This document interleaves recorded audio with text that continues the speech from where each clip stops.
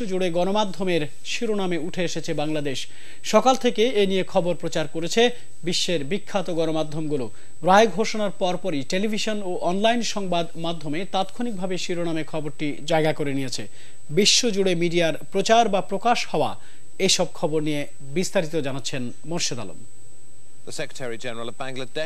মুক্তিযুদ্ধের সময়ের বুদ্ধিজীবী হত্যার মূল নায়ক বদর বাহিনী প্রধান মুজাহিদের বিচার নিয়ে বিশ্বজুড়ে কৌতূহল তৈরি হওয়ায় আবারও বিশ্ব গণমাধ্যমের শিরোনাম হয়েছে বাংলাদেশ। দুপুর 1টা নাগাদ মুজাহিদের ফাঁসির আদেশের খবর দিতে না পারলেও আল জাজিরা সবশেষ খবর জানাতে সরাসরি কথা বলেছে তাদের প্রতিনিধির সাথে। বিবিসিও তাদের প্রধান খবরগুলোতে শিরোনামে রেখেছে এই খবরটিকে। জামাতের সেক্রেটারির মৃত্যুদণ্ডের আদেশ বিদেশি গণমাধ্যমে সবার আগে প্রচার করেছে বিবিসি।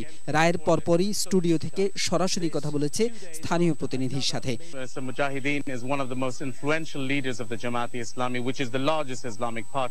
সেই সাথে সংস্থাটি তাদের ওয়েবসাইটে বলেছে 1971 সালে যুদ্ধাপরাধের অভিযোগে বাংলাদেশের শীর্ষ ইসলামী রাজনীতিবিদের মৃত্যুদণ্ডের আদেশ। এর পরপরই একই খবর আল জাজিরাও তাদের ওয়েবসাইটে প্রকাশ করে। বার্তা সংস্থা এএফপির বরাত দিয়ে রায়ের প্রতিবাদে জামাতের ডাকা সকাল সন্ধ্যা হরতালের খবর প্রকাশ করেছে পাকিস্তানি পত্রিকা ডন। একই খবর প্রকাশ করেছে international Herald Tribune. Morshed Alam, ATN Bangla.